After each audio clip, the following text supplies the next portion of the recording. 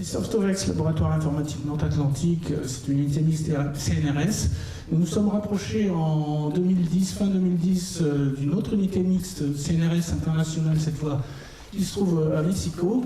Et c'est à cette occasion qu'on a créé le premier Living Lab franco-mexicain, qui s'appelle Off-Road Memory. Il y a d'ailleurs une petite erreur dans le programme.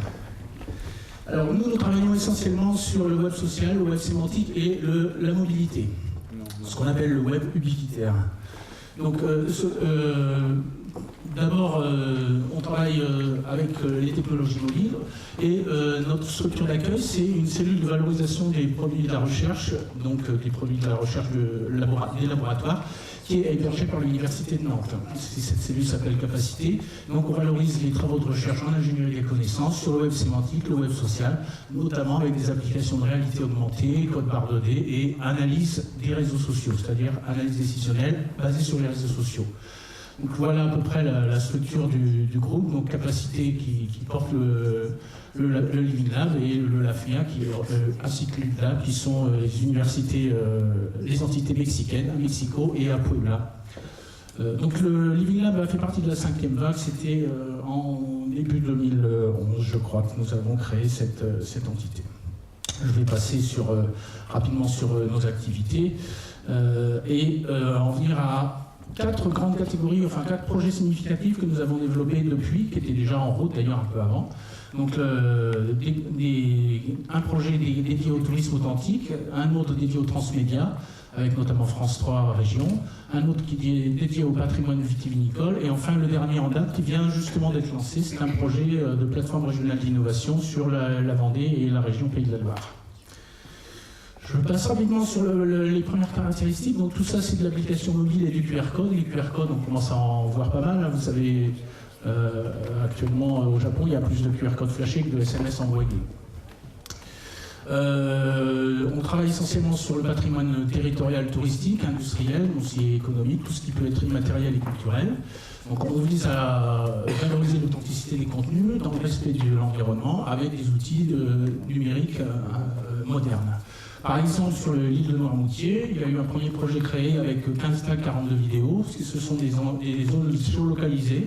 On voit ici quelques photos. Et sur chacun de ces tags, en flashant avec un smartphone, on obtient accès à des vidéos, des témoignages vidéo qui permettent de découvrir les anecdotes, les petites histoires, la grande histoire de l'île, et tout ça dans un but de valorisation du patrimoine touristique et même pour les résidents aussi. Ça recrée également du lien social entre résidents. Donc, nous avons ici intégré dans l'application mobile les documents textes, les vidéos, et on voit également tout ça, c'est utilisable dans Google Maps. On voit ici les différents points d'intérêt représentant les endroits où ont été tournées les vidéos ou concernant l'information qui est portée. L'intérêt derrière tout ça, c'est forcément l'usage citoyen, mais également pour les commerçants et artisans des zones en question, valoriser leur territoire en identifiant, parce que derrière tout ça, on obtient des statistiques, et ces statistiques géolocalisées permettent d'identifier les usages des personnes utilisant les tags, utilisant le circuit balisage. Donc à partir de ces usages, on est capable de voir d'une part des périodes qui vont être plus fortes d'activité que d'autres, et également localiser des zones ou des centres, des thématiques d'intérêt qu'on peut alors développer, ou au contraire d'autres qui restent à développer, ou au contraire ne pas développer si elles ne portent pas l'intérêt du citoyen.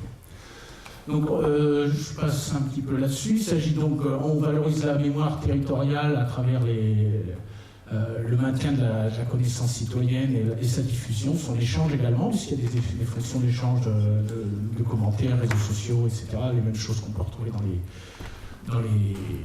dans les réseaux sociaux traditionnels.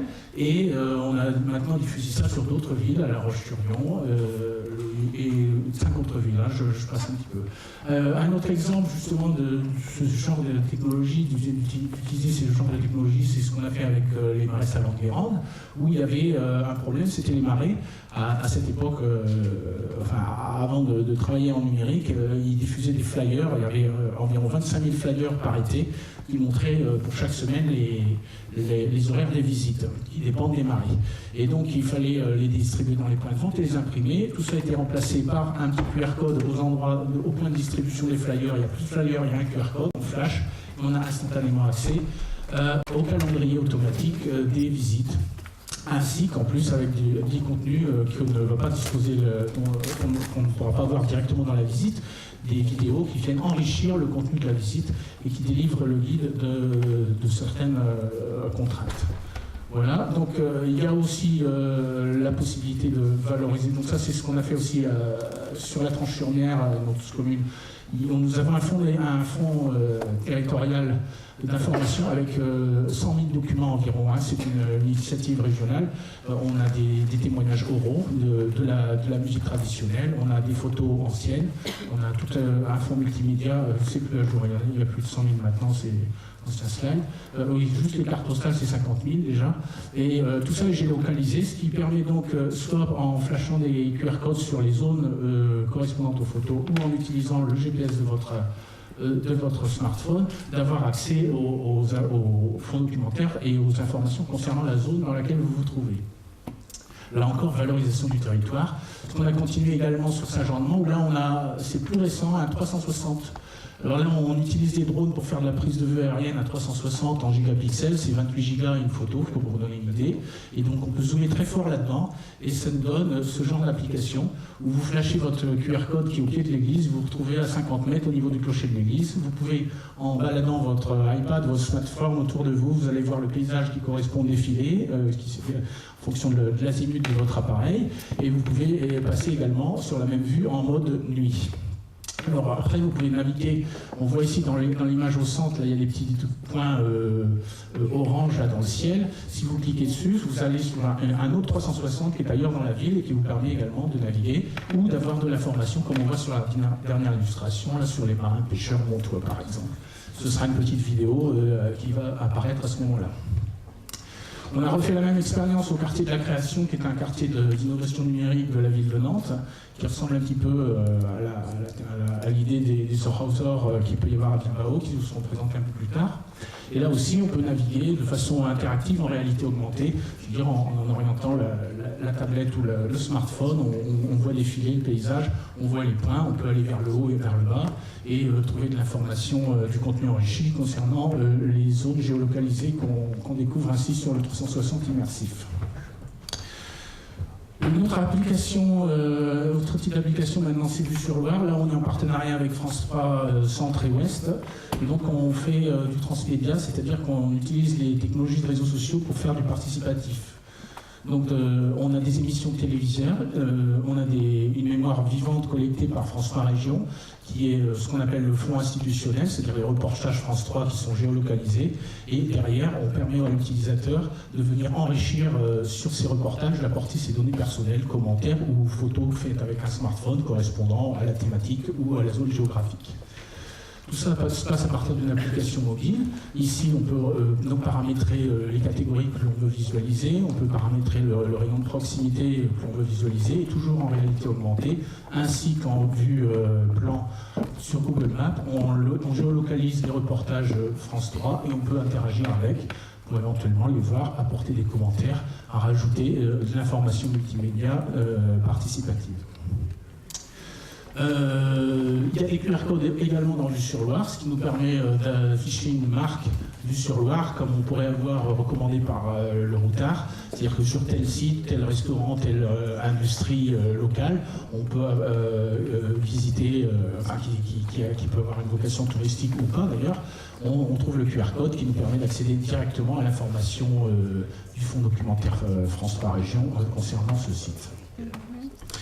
Il y a un portail web avec évidemment de l'analyse décisionnelle derrière, puisque nous, en tant que chercheurs, on travaille essentiellement sur l'analyse décisionnelle basée sur le web social et le web sémantique. Donc, je n'ai pas précisé tout à l'heure, on est un petit peu à cheval entre les deux entités Réseau français et l'INA, puisqu'on est à la fois des scientifiques, mais en même temps, on travaille sur la valorisation du territoire. D'où notre raison d'être ici. Plus récemment, on a intégré, là c'est le premier hyperguide qui est en France comme ça, on intègre les QR codes et notre contenu documentaire qui soit issu du fonds régional ou de fonds audiovisuel, France 3. On croise tout ça dans les hyperguides touristiques dans lesquels vous avez un QR code et vous, là c'est de l'impression enrichie, c'est-à-dire que vous avez vos vidéos directement dans votre livre. Donc grosso modo, vous êtes sur une page, vous avez un article, vous flashez et vous avez la vidéo qui correspond à cet article. Il y a un guide Bretagne qui sort comme ça, on en est au 3e guide, on fait comme ça commence à prendre et on envisage justement, je pense qu'il va y avoir quand même une généralisation de tout ça, même si à l'heure actuelle on a été les premiers à le faire en France. Dernière application avec les QR codes, c'est TAC de vin. Là, je vais aller un peu plus vite pour me concentrer sur la 4e partie de nos travaux. On utilise les étiquettes de vin justement pour enrichir le contenu. Là aussi, c'est une différenciation au niveau de la consommation, au niveau de l'utilisateur, au niveau du producteur également. C'est-à-dire que l'étiquette, on ne peut pas mettre grand-chose dessus. Alors avec un QR code, d'un seul coup, on peut mettre des vidéos du viticulteur qui présente ses méthodes de travail ou qui une dégustation accompagnée qui permet à l'utilisateur de mieux cerner le produit. Évidemment, on peut s'en servir pour différencier les produits en rayon. Également, il y a derrière toute cette analyse statistique. Typiquement, un producteur s'aperçoit que son vin est majoritairement flashé à 17h dans un lieu de distribution. Et en fait, là où il y a le plus de flash, autour de 20h sur ces bouteilles, c'est à 30 km du lieu de distribution. D'où la raison de, par exemple, trouver un nouveau point de distribution beaucoup plus proche de la zone principale de consommation. Type d'application qui peut être utile à la valorisation du produit dans le cadre de l'usage des technos numériques mobiles. On a d'autres cas d'usage, comme par exemple traduire un site en chinois pour un vin qui va être majoritairement consommé par une clientèle étrangère, qui permet justement à cette clientèle de trouver, de différencier le vin parmi les autres, puisque ça va être le seul pour lequel ils vont avoir des commentaires compréhensibles s'ils ne parlent pas français. Comme je disais tout à l'heure, derrière tout ça, encore des statistiques qui permettent de mieux cibler l'environnement économique et social d'une thématique ou d'un produit. Il y a aussi des fonctions communautaires qui peuvent être intégrées là-dedans, par exemple partager des idées de recettes autour d'un produit, partager des photos ou même fournir des loteries qui permettent de gagner des échantillons. Là, on est plus dans le marketing viral dans ces cas-là. Voilà, j'en arrive à un petit peu notre cœur de sujet. Il s'agit de l'analyse des réseaux sociaux, web social, web sémantique. Et là, c'est le dernier projet que je vais vous présenter. C'est peut-être le plus intéressant en termes d'innovation et de perspective, notamment dans le cadre de Smart Cities. Donc, il s'agit d'une plateforme régionale d'innovation qui vient d'être lancée à Saint-Jean-de-Mont en Vendée, financée par la région. Donc on a tout un tas de personnes comme ça qui peuvent être présentes sur le territoire, soit des résidents, soit des touristes. Chacun à son âge et tout ça, et chacun partage du contenu sur la plateforme. Donc nous, à partir des thématiques communes entre les personnes, qu'elles vont en fonction des thématiques partagées entre toutes ces personnes, on crée du lien, c'est-à-dire qu'on va reconstituer du réseau social là où il n'y en avait pas au départ. C'est-à-dire que dans Facebook, vous nommez explicitement vos amis. Pourtant, si vous avez une thématique de prédilection, vous allez avoir plein de gens qui partagent cette thématique, vous êtes très peu connecté a priori avec cette communauté de pratique. Là où nos outils font la différence, c'est qu'ils sont capables d'indexer automatiquement cette communauté et de permettre de la faire émerger, comme on le voit ici. Donc les liens qui sont implicites entre les gens, nous on les recrée explicitement à l'aide de modèles que l'on développe. Donc les acteurs territoriaux, les usagers qu'on peut trouver sur la zone de Saint-Jean-de-Mont, on va utiliser deux sources d'informations pour justement constituer ces réseaux qui sont des réseaux socio-sémantiques, c'est-à-dire des réseaux d'individus constitués en fonction de domaines de connaissances partagées.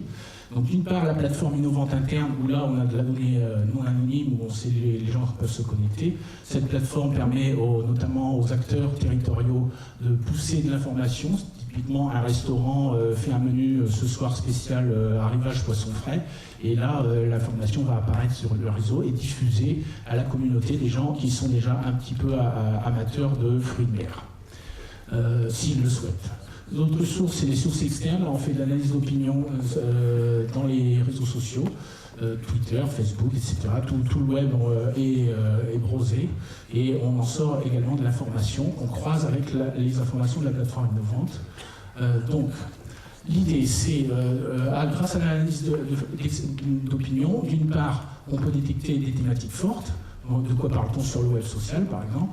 On peut quantifier on peut déterminer la polarité des opinions. Sur telle thématique, l'opinion est-elle positive ou négative?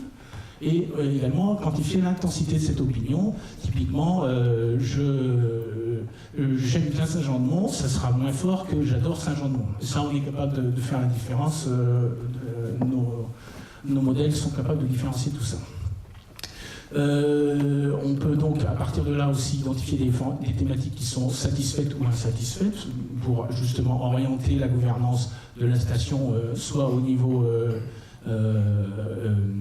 communal, soit au niveau individuel pour telle spécialité, tel commerce, telle activité de loisir ou tel hébergement, type d'hébergement par exemple. Et donc de tout ça, on peut aussi faire de l'analyse temporelle de tendance sociale, ce qui nous permet d'avoir une vision globale et des domaines qui vont être à développer ou qui sont en carence, qui sont en attente de développement. Alors pour la station, voilà quelques exemples. Par exemple, pour un acteur, on va prendre l'exemple premier de la station qui est, on a découvert sur le web que finalement c'est la thématique éco-responsable qui est particulièrement saillante dans les discussions à propos de Saint-Jean-de-Mont sur les réseaux sociaux. Donc, du coup, la municipalité va pouvoir prendre la décision de communiquer sur ce facteur différenciant. On a des exemples, par exemple, je trouve la plage parfaite, la plage des Demoiselles est géniale, on passe beaucoup dans le scénario. Tout ça, ce sont des actions qui vont permettre de travailler sur l'organisation de la station. On peut, sur deux sujets saillants, par exemple, sujet positif, on trouve que la plage est très bien, qu'il y a un centre de loisirs aquatiques qui est parfait, mais que sujet saillant négatif associé à cette zone-là, ou à ce centre de loisirs, il n'y a jamais de place à moins d'1 kilomètre, il faut faire la licence à pied à chaque fois, ça c'est pénible. Eh bien, la municipalité va pouvoir donc découvrir d'une part ce problème-là et d'autre part organiser soit un service de navette, ce qui va être bon pour l'environnement, ou améliorer la capacité de parking pour ceux qui ne peuvent pas emprunter les navettes. Un autre exemple pour un propriétaire de parc de loisirs, vous savez, les parcs accrobranches, là, comme on trouve maintenant un petit peu partout, avec des cordes dans les arbres, tout ça sécurisé, etc. On s'aperçoit sur le web social que la problématique majeure, ce qui satisfait majoritairement sur cette thématique-là les utilisateurs, c'est les tyroliennes. Eh bien, il s'aperçoit qu'il n'a pas de tyrolienne, et donc il se dit, bah, tiens, on va faire une tyrolienne dans le parc, et du coup, on améliore un petit peu la satisfaction des utilisateurs de la station et également l'activité économique. C'est quoi une tyrolienne? Une tyrolienne, c'est une corde tendue en pente avec un espèce de chariot à roulettes sur lequel on s'accroche et puis on part là-dessus en glissant. Explication en direct. Pour les offreurs, un autre bénéfice, c'est d'optimiser la notoriété. Typiquement, il y a un golf à Saint-Jean-de-Mont, le club de golf organise un tournoi. On va lui indiquer quels sont les forums les plus actifs à ce moment-là en termes de golf. C'est pas toujours évident parce que s'il faut faire une veille sur tous les forums qui parlent de golf dans le monde, il va passer son temps à ça. Surtout que certains peuvent être obsolètes et plus tellement actifs. Là, le système lui permet lui recommande automatiquement ceux qui sont les plus centralisés sur la thématique golf et en même temps les plus actifs en termes de participation. Du coup, il va pouvoir pousser son information sur ces forums-là et indiquer en retour l'URL de la plateforme de Saint-Jean-de-Mont dans les messages qu'il va poster sur ces forums en indiquant son tournoi. Et du coup, il va y avoir tendance croisée à consulter les sites. Du coup, il va également rapporter, améliorer sa notoriété. Un autre exemple de finalisation des usages, des usagers, pour les offreurs, typiquement, on va avoir une société qui loue des cycles et des vélos pour l'été, par exemple.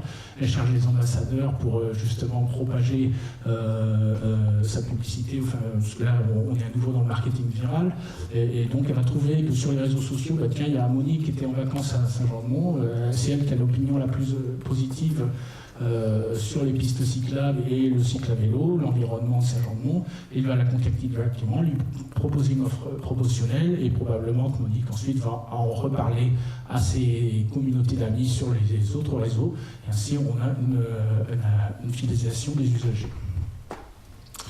Alors, deuxième source, là c'était la source externe, juste l'analyse d'opinion sur le web. Maintenant on a aussi notre plateforme interne, et là nous on fait de l'analyse de réseaux sociaux, comme je l'ai dit tout à l'heure on constitue des réseaux. Donc ici on peut avoir à gauche complètement la communauté des usagers du golf, à droite complètement on va avoir la communauté des usagers d'Océabule, et puis au milieu on va avoir des communautés centrales. Les trois personnages là qui sont encadrés en orange, en fait ce sont les gens qui participent à plusieurs communautés et qui sont des leaders d'opinion dans le réseau social de la plateforme. Un réseau implicitement construit, je le rappelle, par rapport aux thématiques proposées par le territoire. Donc sur ces individus-là, on va d'une part identifier des communautés d'intérêt pratique, lesquelles, sur quel domaine, ça on le découvre. C'est pas du tout comme faire une analyse préalable en disant tiens, on va peut-être, on définit qu'on a à avoir telle action, telle activité, tel domaine de thématique à développer. En fait, là, c'est plus l'individu qui devine, c'est en fait les usagers qui apportent l'information sur ce qui se passe réellement, et ça, en temps réel, dynamiquement, ça change d'une année à l'autre, ça change d'un moment à l'autre. On a toujours la vue réelle de cet environnement. Alors, à partir de cela, on peut découvrir aussi des communautés qui peuvent être plus ou moins centriques par rapport à des thématiques, à des usages, ou excentriques. Donc les excentriques, peut-être justement, il y a des nouveaux marchés, c'est des marchés. On peut comparer ça sur des marchés, à des marchés de niche avec des marchés globaux, et également retrouver les individus leaders pour soit extraire de l'opinion globale de leur point de vue, soit s'en servir en tant que relais pour pousser de l'information vers leur communauté propre. Donc on a les deux approches. Là, avec le web, les sources externes sur le web, c'est de l'approche anonyme. Par contre, là, on a de l'approche non anonyme, ce qui fait qu'on peut identifier les personnes et éventuellement les contacter directement. Si on couple les deux approches, source analyse d'opinion, analyse des réseaux sociaux, tout ça c'est toujours de la sémantique, on est d'accord, on est dans de l'analyse linguistique et sémantique des contenus et de l'analyse du lien social par rapport à l'échange de pratiques. Eh bien, on va pouvoir replacer ça sur le territoire. Là, je vous ai fait une petite image où on retrouve les diverses thématiques, on retrouve les diverses communautés. Hop là, ça c'est pour la fin. On voit par exemple des thématiques saillantes.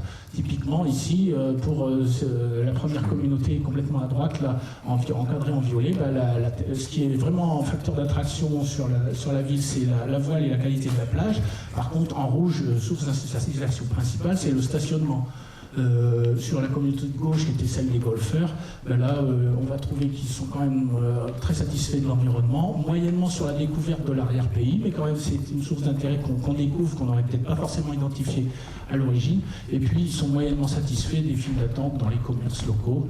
Ils préfèrent aller vers le calme et la nature, et là on retrouve également qui partagent ces valeurs-là avec une autre communauté qui va être plutôt celle des résidents.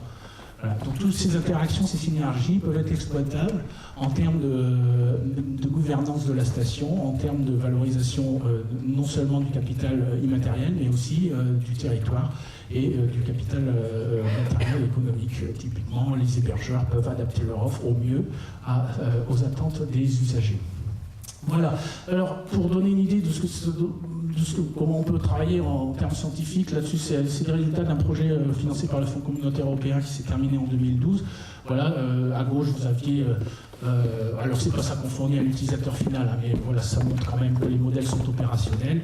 À gauche, vous avez donc une communauté de 600 utilisateurs autour de diverses thématiques. On voit qu'à travers nos différentes approches, on peut partir soit d'un réseau complètement diffus où tous les thèmes sont équivalents. À citer à droite, en arrière-plan, on découvre des domaines de thématiques qui sont un peu plus critiques, jusqu'à identifier la thématique la plus critique sur cette communauté d'usage qu'on voit sur l'image principale avec les gros termes qui sont en haut à gauche. Voilà, donc je vais devoir prendre un train, il est midi, il faut que je m'en aille, je suis désolé. Ça tombe bien, c'était la fin. Je reste à votre disposition, ici vous avez nos coordonnées. Donc ce Living Lab, il est porté par Francky Trichet à l'Université de Nantes et moi-même. Et vous pouvez nous contacter en utilisant les adresses mail indiquées. Je vous remercie beaucoup de votre attention.